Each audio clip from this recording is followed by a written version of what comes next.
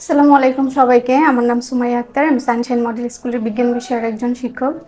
আজকে আমরা পড়ব নবম শ্রেণীর কোষ বিভাজন অধ্যায়। কোষ বিভাজনের সবচেয়ে গুরুত্বপূর্ণ দুটি টপিক হচ্ছে মাইটোসিস এবং মিওসিস। আজকে আমরা মাইটোসিস সম্পর্কে জানব। তো চলো শুরু করা যাক। তো কোষ বিভাজন অধ্যায় শুরু করার পূর্বে আগে আমাদের জানতে হবে যে কোষ বিভাজন জিনিসটা কি। তো কোষ বিভাজন হচ্ছে যে প্রক্রিয়ায় জীব কোষ বিভাজনের মাধ্যমে একটি থেকে দুটি অথবা একটি থেকে চারটি কোষ উৎপন্ন করে তাকে বলে কোষ বিভাজন। তো একটি থেকে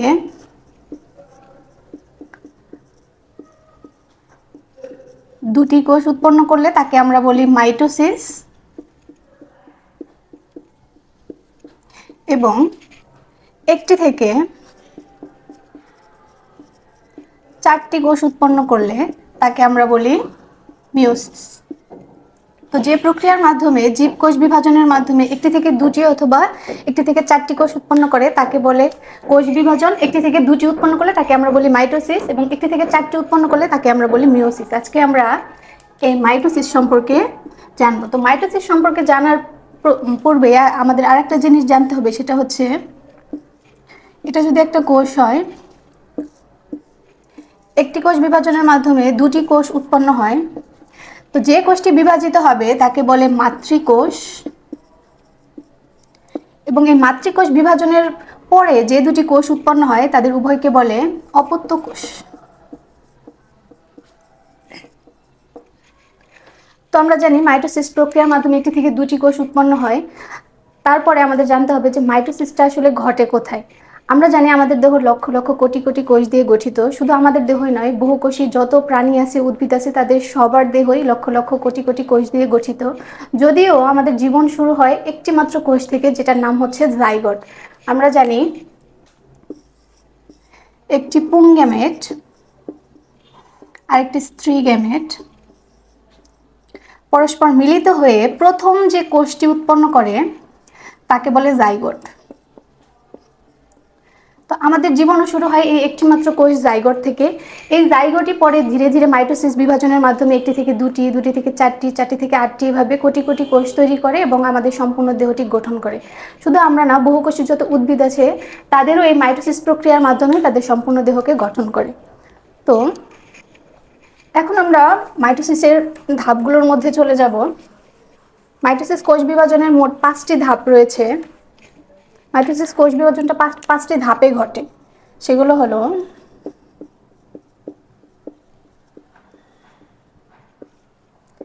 প্রথমটার নাম হচ্ছে প্রোফেজ, তারপর এটা হচ্ছে প্রোমেটাফেজ, 3 নম্বর ধাপটা হচ্ছে মেটাফেজ, 4 নম্বরটা হচ্ছে অ্যানাফেজ, এবং 5 নম্বরটা হচ্ছে টেলোফেজ।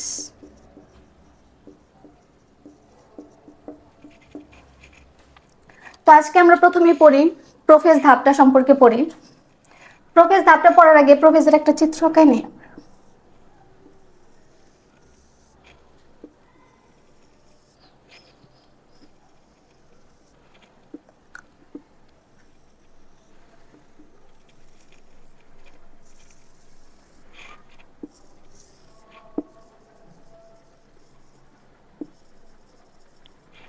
এটা হচ্ছে একটা উদ্ভিদ কোষ। এই উদ্ভিদ কোষের সবচেয়ে বাহিরের যে স্তর সেটা হচ্ছে কোষ প্রাচীর।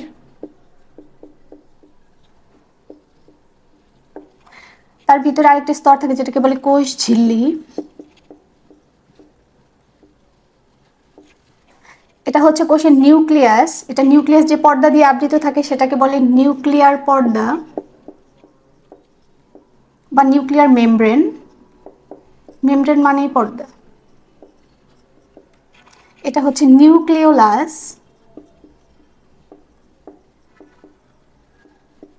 আর এগুলো হচ্ছে ক্রোমোসোম।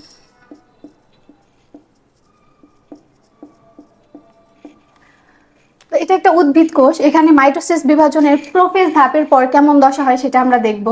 তো এই নিউক্লিয়াসের মধ্যে বিভাজনটা ঘটে থাকে। এই পর্যায়ে প্রোফেজ ধাপের মধ্যে প্রথমেই নিউক্লিয়াসটা আকারে বড় হয় এবং নিউক্লিয়াসের মধ্যে যে ক্রোমোজোমগুলো আছে সেই ক্রোমোজোমগুলো থেকে পানি বিয়োজন শুরু হয়, অর্থাৎ পানি ধীরে ধীরে কমতে থাকে এবং পানি কমে যাওয়ার ফলে ক্রোমোজোমগুলো তখন মোটা, খাটো এবং সংকুচিত হয় এবং এই পর্যায়ের শেষের দিকে এই যে নিউক্লিওলাস এবং নিউক্লিয়ার পর্দা যেটা আছে সেটা বিলুপ্ত হতে থাকে।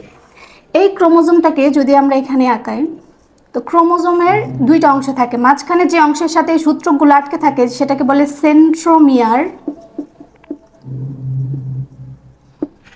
এবং তার উপরে যে সূত্রকগুলো লাগানো থাকে তাকে বলে ক্রোমাটিন। তো এই পর্যায়ের শেষের দিকে এই সেন্ট্রোমিয়ার ব্যতীত এই ক্রোমাটিনগুলো দুইটা ভাগে ভাগ হয়ে যায়, অর্থাৎ এই পর্যায়ের প্রথমের দিকে ক্রোমোজোমেরগুলোর অবস্থা এরকম থাকে এবং পরবর্তীতে এই সূত্রগুলো অর্থাৎ ক্রোমাটিনগুলো ভাগ হয়ে এরকম পরিস্থিতি তৈরি করে। এটা হচ্ছে সেন্ট্রোমিয়ার,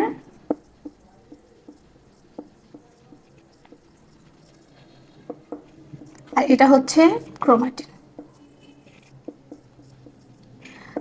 এখানে প্রোফেজ ধাপটা শেষ হয়ে যায়। প্রোমেটাফেজ, মেটাফেজ, অ্যানাফেজ এবং টেলোফেজ ধাপগুলো আমরা পার্ট 2-তে জানব। পার্ট 2 দেখার জন্য আমন্ত্রণ জানিয়ে আমি সুমাইয়া আজকের ক্লাস শেষ করছি। আসসালামু আলাইকুম।